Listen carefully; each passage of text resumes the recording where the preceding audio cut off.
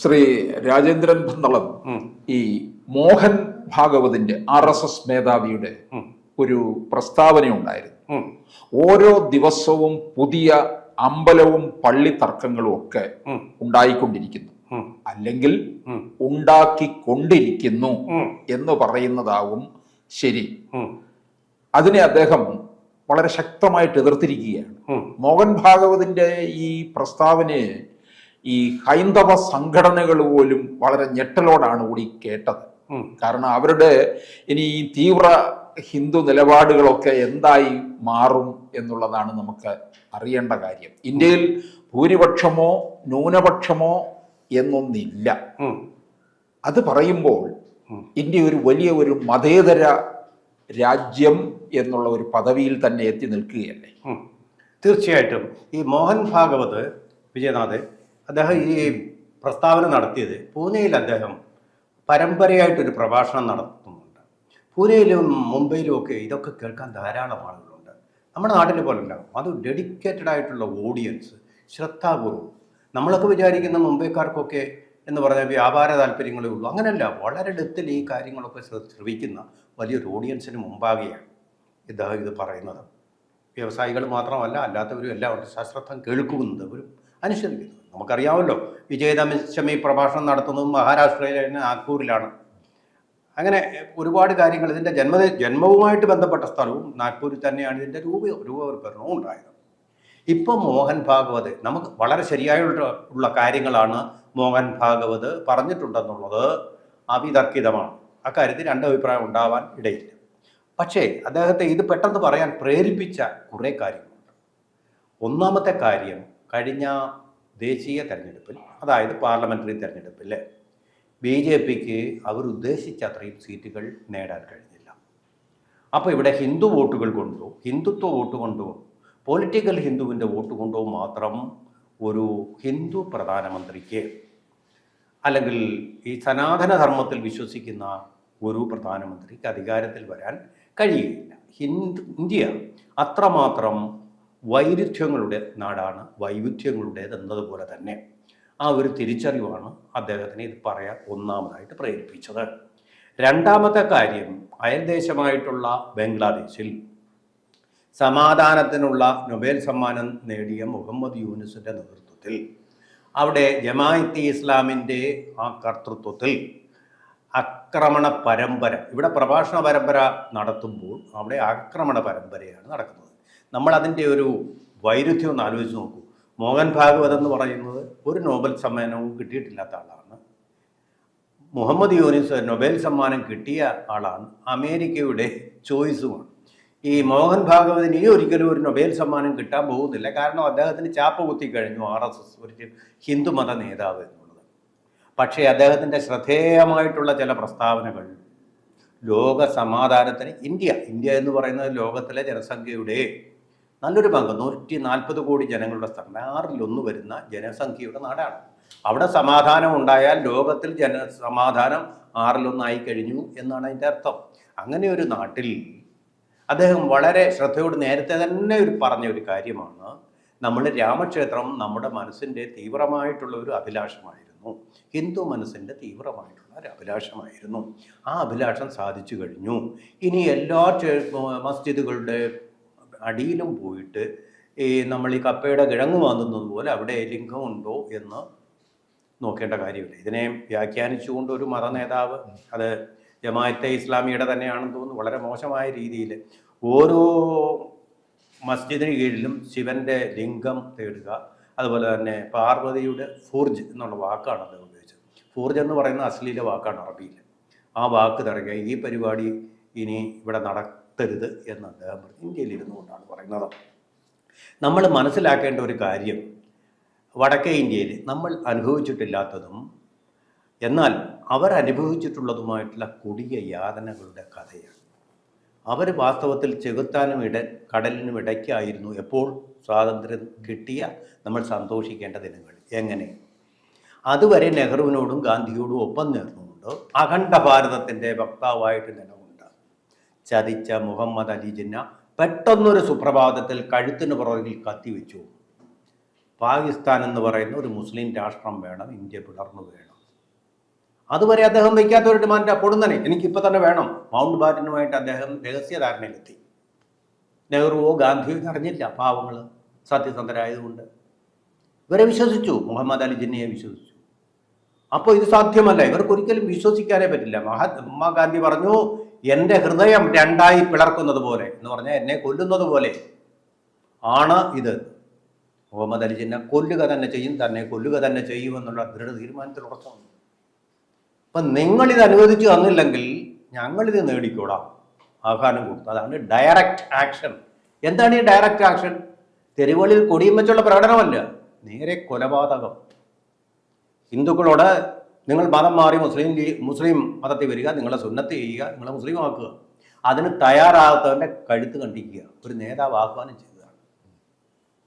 മഹാത്മാഗാന്ധിയാണെങ്കിൽ ഹിന്ദുക്കളോട് പറയാൻ, നിങ്ങളുടെ കഴുത്ത് വെട്ടിയാലും ഹിന്ദുക്കൾക്ക് മുസ്ലിങ്ങളോടൊരു വിരോധവും വരാൻ പാടില്ല, സൗഹാർദ്ദത്തോടെ കഴിയുക, സമാധാനത്തോടെ കഴിയുക. സമാധാനത്തിൻ്റെ അപ്പോസ്തലനാണ് യേശു ക്രിസ്തു. ഇത് തന്നെയല്ലേ പറഞ്ഞത്, നിങ്ങളുടെ വലത്തെ കവളത്തിൽ അടി കൊണ്ടാൽ ഇടത്തെ കാണിച്ചു കൊടുക്കുക. അതിനാണ് മഹാത്മാഗാന്ധിയും കാണിച്ചത്. ട്രെയിനിൽ തന്നെ പിടിച്ചു തള്ളിയ, തൻ്റെ നിറം അവരെക്കാൾ കുറവാണ്, വെളുപ്പ് നിറം കുറവാണ് എന്ന് കണ്ടതുകൊണ്ട് പീറ്റേഴ്സ്ബർഗ് അല്ലേ സ്ഥലത്തിൻ്റെ പേര്, ആ സ്ഥലത്ത് വെച്ച് പിടിച്ചു തള്ളിയ സാഹിബിനോട് ഒരു വിധത്തിലുള്ള വിദ്വേഷവും അദ്ദേഹം കാണിച്ചില്ല. ഒരു തപസ്വിക്ക് മാത്രമേ, മുനി മനസ്സുള്ള ഒരാൾക്ക് മാത്രമേ, ഋഷി തുല്യമായ മനസ്സുള്ളവർക്ക് അത് കഴിയും. അതാണ് ഇന്ത്യയുടെ സംസ്കാരം. അതേസമയം ഇസ്ലാമിക സംസ്കാരം എന്ന് പറഞ്ഞാൽ അങ്ങനെയല്ല, വെട്ടിപ്പിടിച്ചുണ്ടാക്കിയതാണ്. അറേബ്യയുടെ മരുഭൂമികളിൽ വെട്ടിപ്പിടുത്തങ്ങളിലൂടെയാണ് ഇസ്ലാം മതം സ്ഥാപിക്കപ്പെട്ടത്. മുഹമ്മദ് നബിക്ക് നേരെയും അതുണ്ടായില്ലെന്ന് പറയുന്നുണ്ട്, നിഷേധിക്കുന്നില്ല. പക്ഷേ ആക്രമണം അത് തന്നെയുമല്ല, അറേബ്യയുടേതെന്ന് പറഞ്ഞൊരു ഗോത്ര സംസ്കാരം. ഇപ്പം നമ്മൾ ഈ മിഡിൽ ഈസ്റ്റിലെ വെസ്റ്റ് ഏഷ്യയിലൊക്കെ കാണുന്നത് പോലെ അങ്ങോട്ടും ഇങ്ങോട്ടും തല വെട്ടിക്കൊണ്ടുള്ള ഗോത്രപ്പകകളുടെ കുടിപ്പകകളുടെ ശക്തമായ ഗോത്രമേതെന്നോ അവർ ചെല്ലും, മറ്റു ഗോത്രങ്ങൾ താമസിക്കുന്ന സ്ഥലത്തേക്ക് കയറി ചെന്നുകൊണ്ട് അവരെ മുഴുവൻ ആക്രമിക്കും, ആണുങ്ങളെ കൊല്ലും, സ്ത്രീകളെയോ ബലാത്സംഗം ചെയ്യും. ആ രീതിയിലുള്ളൊരു സംസ്കാരത്തിൻ്റെ ഇങ്ങേയറ്റത്താണ്. അവരെ ശുദ്ധീകരിക്കുകയാണ് മുഹമ്മദ് നബി ചെയ്തത്. ആ കാര്യത്തിൽ അദ്ദേഹം വലിയ മനുഷ്യ സ്നേഹപരമായ ഒരു കാര്യം ചെയ്തു. പക്ഷേ ഇപ്പോഴും ആ സംസ്കാരത്തിൻ്റെ ആ ജെയിൻ പൂൾ അവിടെ തന്നെ നിലനിൽക്കുകയാണ്. കുർദ് ഇറാഖിലും ഒക്കെ നമ്മൾ IS-ന്റെ ആ സംസ്കാരത്തിലും ഒക്കെ നമ്മൾ കാണുന്നു. അതാണ്. അതേസമയം കാൾ മാർക്സ് തന്നെ പറഞ്ഞു, എന്ത് ഇന്ത്യയെ ആക്രമിച്ച പരദേശികൾ കൂടുതൽ സംസ്കൃത ചിത്തരായി തീർന്നു ഇന്ത്യയിലേക്ക് വന്നപ്പോൾ. അതിന് ഹിന്ദു മതവുമായിട്ടുണ്ടായിട്ടുള്ള ഒരു റിയാക്ഷൻ ഉണ്ട്. ഇത് ചരിത്രത്തിൽ ഒരുപാട് മാനങ്ങളുള്ളതാണ്, ഒരുപാട് വിശദീകരിക്കാം, നമ്മുടെ വിഷയം അതല്ല. പക്ഷേ തുടക്കത്തിൽ ബാബറിൻ്റെ നേതൃത്വത്തിൽ ഇന്ത്യയിലെ ക്ഷേത്രങ്ങൾ മുഴുവൻ നശിപ്പിച്ചു. കൊള്ളയായിരുന്നു മുഖ്യ ലക്ഷ്യം. ആ കൊള്ളയോടൊപ്പം ഇനി ഒരിക്കലും ഹിന്ദു വിഗ്രഹങ്ങൾ അവിടെ വരാത്ത വിധത്തിൽ അതെല്ലാം മസ്ജിദുകളാക്കി മാറ്റി. അതുകൊണ്ടാണ് മോഹൻ ഭാഗവത് പറഞ്ഞ് ഓരോന്നും കുഴിച്ചു നോക്കണ്ട, ഓരോന്നും കുഴിച്ചു നോക്കിയാൽ നിങ്ങൾക്ക് വേദന തോന്നും. അതിൻ്റെ എല്ലാ അടിയിലുള്ളത് ശിവലിംഗങ്ങളാണ്. ഇന്ത്യയുടെ സംസ്കാരം ഒരൊറ്റ മതത്തെയും വെറുക്കാത്ത, എല്ലാ മതങ്ങളെയും കൈതീട്ടി സ്വീകരിക്കുന്ന, ഒരേ കടലിലേക്കുള്ള നദികൾ മാത്രമാണ്, ഒരേ കടൽ മാത്രമാണ്. ആ പരബ്രഹ്മത്തിലേക്ക് ലയിക്കുന്ന സൂക്തങ്ങൾ ഉൾക്കൊള്ളുന്ന മതങ്ങൾ മാത്രമാണ് എല്ലാ മതങ്ങളും. ഹിന്ദു മതവും മറ്റു മതങ്ങളും തമ്മിൽ ഒരു വ്യത്യാസവും ഇല്ല എന്ന് പറഞ്ഞ് എൻ്റെ മതം കേമമല്ല, എൻ്റെ മതം മാത്രമേ സത്യം ആയിട്ടുള്ളൂ എന്നില്ല. അപ്പൊ ഈ മോഹൻ ഭാഗവതിന്റെ ഈ പ്രസ്താവന ഈ രാഷ്ട്രീയക്കാർക്കൊരു വല്ലാത്ത ഒരു വിലങ്ങുതടിയായി മാറുമല്ലോ. അവരാണല്ലോ ഈ ന്യൂനപക്ഷം ഭൂരിപക്ഷം എന്നൊക്കെ പറഞ്ഞ് ഒരു ഇൻസെക്യൂരിറ്റി വളരെ കറക്റ്റായ ചോദ്യം. ആ ഒരു ഇൻസെക്യൂരിറ്റി ക്രിയേറ്റ് ചെയ്യുകയാണ് അവരുടെ ലക്ഷ്യം. മോഹൻ ഭാഗവത് വന്നു കഴിഞ്ഞാൽ അദ്ദേഹം മനുസ്മൃതി നടപ്പാക്കും, ഇന്ത്യയിൽ നിന്ന് മുസ്ലിങ്ങളെല്ലാം പുറത്താക്കും എന്നുള്ള ഒരു അരക്ഷിത ബോധം മുസ്ലിങ്ങളിൽ ക്രിയേറ്റ് ചെയ്യുന്നതിൽ അവർ വിജയിച്ചു. ആ നറേറ്റീവ് വിജയിച്ചു. ഒരിക്കലും നടക്കാത്ത ഒരു കാര്യമാണിത്.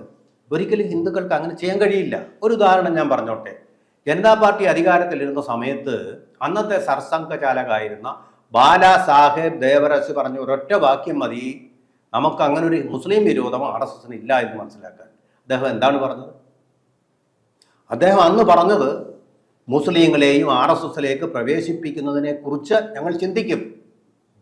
കാരണം പല മുസ്ലിം സംഘടനകളും അന്ന് ഇന്ദിരാഗാന്ധിക്ക് എതിരെ നടന്ന പ്രക്ഷോഭത്തിൽ ഭാഗഭാക്കുകളായിരുന്നു. RSSും ഈ മുസ്ലിം സംഘടനകളും തോളോട് തോൾ ചേർന്ന് നിന്നുകൊണ്ടാണ് ആ ജനാധിപത്യ ധ്വംസനത്തിനെതിരെയുള്ള ആ സമരം നടത്തിയത്. അതുകൊണ്ട് മുസ്ലിങ്ങളോട് ഒരു വിരോധവുമില്ല, അവർ തോളോട് തോൾ ചേർന്ന് നിന്നു. നമ്മൾ കേരളത്തിൽ ഗവർണറായിട്ട് വന്ന ഒരു നേതാവൊക്കെ ഉണ്ടല്ലോ, ഒരു പിന്നെ ജനതാ പാർട്ടിയുടെ ഒരു പഴയ നേതാവ്, പേര് മറന്നുപോയി, അദ്ദേഹം മരിച്ചും പോയി. അദ്ദേഹമൊക്കെ അതിൻ്റെ പ്രൊഡക്റ്റാണ്. അങ്ങനെ BJP-യുടെ ഒപ്പം നിന്ന ആൾക്കാരാണ്. നമ്മുടെ ഇപ്പോഴത്തെ ഗവർണർ എന്ന് പറഞ്ഞാൽ പിന്നെ വന്ന ഒരു ആളാണ് അദ്ദേഹം. VP സിംഗിനോടൊപ്പം നിന്നിട്ട് പിന്നെ വന്നവരാണ്. അങ്ങനെ ആ മുസ്ലിങ്ങൾ സംസ്കാരവും ഹിന്ദു സംസ്കാരവും ഒരുമിച്ച് ലയിച്ചു. എങ്ങനെ? ഗംഗയും യമുനയും ഒരുമിച്ച് ഒഴുകുന്നത് പോലെ, പ്രയാഗ്രാജിൽ അത് ഒന്നാകുന്നത് പോലെ അവർ തമ്മിലുള്ള സാംസ്കാരിക സാമൂഹിക രാഷ്ട്രീയമായിട്ടൊരു ഐക്യമുണ്ടായി. അപ്പോൾ മുസ്ലിം വിരോധ സംഘടനയാണെങ്കിൽ അങ്ങനെ സംഭവിക്കും. ഇത്രയൊക്കെ ക്രൂരതകൾ ചെയ്തിട്ട് പഴയ ആൾക്കാർ, ഇപ്പോഴത്തെ ആൾക്കാരല്ല, ബാബർ തൊട്ട് ഇങ്ങനെ പിന്നെ ജിന്നയുടെ കാലത്തുള്ള മുസ്ലിങ്ങൾ വരെ ഇത്രയും ക്രൂരതകൾ ചെയ്തിട്ടും ആ സൗഹൃദം നിലനിർത്താൻ ഇന്ത്യ പോലൊരു രാജ്യത്തിനെ കഴിയൂ.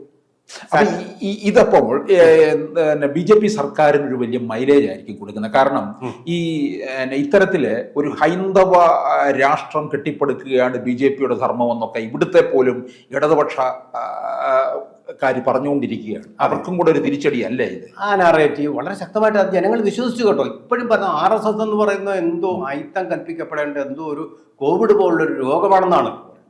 സനാതന ധർമ്മം തന്നെ കോവിഡ് പോലൊരു രോഗമാണെന്ന് പറയാൻ നാട്ടിന് ലൈസൻസ് കൊടുത്തിരിക്കുകയാണല്ലോ ഇന്ത്യയിലെ ജനാധിപത്യ അഭിപ്രായ സ്വാതന്ത്ര്യം.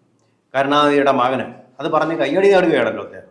അപ്പോൾ ഇതെല്ലാം പറയാൻ കഴിവുള്ള അത് പറഞ്ഞാലും നിങ്ങൾക്ക് ഒരറസ്റ്റ് നേരിടാതെ സുഖമായിട്ട് ജീവിക്കാവുന്ന ഒരു രാജ്യം ഇന്ത്യയിലുള്ളൂ. ഇതേസമയം അബുദാബിയിലോ സൗദി അറേബ്യയിലോ ചെന്ന് അവിടുത്തെ ഇസ്ലാം മത സംസ്കാരത്തെക്കുറിച്ച് ഈ ഒരു വാക്ക് പറഞ്ഞാൽ അവൻ്റെ അവസ്ഥ എന്തായിരിക്കും? നേരെ ഗ്യാലൂസിലേക്ക് പോകും, കഴുത്തിന് മേൽ കാണില്ല, അതാണ് അവസ്ഥ. എന്നിട്ട് ഇപ്പോൾ നോക്കൂ, കുവൈറ്റിലേക്ക് പോയിരിക്കുക. കുവൈറ്റിൻ്റെ ഏറ്റവും ഉയർന്ന ബഹുമതി കിട്ടിയിരിക്കുന്ന ആർക്കാണ്? നരേന്ദ്രമോദി. അപ്പൊ ഈ മോഹൻ ഭാഗവതിന്റെ ഈ പ്രസ്താവനയും നരേന്ദ്രമോദിയുടെ കുവൈറ്റ് സന്ദർശനവും കൂടി നമുക്ക് ചേർത്ത് വായിക്കാവുന്ന ഒരു കാര്യം തന്നെയാണ്. അല്ല, 43 വർഷത്തിന് ശേഷം ആദ്യമായിട്ടാണ് ഒരു പ്രധാന ഇസ്ലാമിക ചേർത്ത് വായിക്കാം. പക്ഷെ അതുമായിട്ട് ബന്ധമില്ല. അതിനു മുമ്പ് തന്നെ ടൂർ പ്ലാൻ ഉണ്ടായിരുന്നതാണ്. അവിടെ ടൂർ പ്രോഗ്രാം ഉണ്ടായിരുന്നു, കുവൈത്തിലേക്ക് ക്ഷണവും ഉണ്ടായിരുന്നു. അതിന്റെ പിന്നെ ഒരു പരിസമാപ്തിയിലാണ് അദ്ദേഹം. ചേർത്ത് വായിച്ചില്ലെങ്കിലും ഇത് രണ്ടും നൽകുന്നത് വലിയ സന്ദേശം, നല്ല സന്ദേശങ്ങളാണ്. അത് വളരെ പോസിറ്റീവ് സന്ദേശങ്ങളാണെന്നുള്ളതാണ്.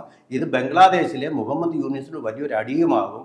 അതുപോലെ തന്നെ BJP-യെ മുസ്ലിം വിരുദ്ധത പറഞ്ഞുകൊണ്ട് ആക്രമിക്കുന്ന ഇന്ത്യയിലെ രാഷ്ട്രീയ കക്ഷികൾക്കും അടിയാകും. ഇത് കോൺഗ്രസിന്റെ ഒരു അന്ത്യശാസവും ആയി തീർക്കാൻ സാധ്യതയുണ്ട്. ഒരുപക്ഷെ അന്ത്യശാസനവുമായി തീരാൻ സാധ്യതയുണ്ട്. കൂടുതൽ വാർത്തകളും വിശേഷങ്ങളും നിങ്ങളിലേക്ക് എത്താൻ ABC മലയാളം സബ്സ്ക്രൈബ് ചെയ്യുക, ബെൽ ബട്ടണും അമർത്തുക.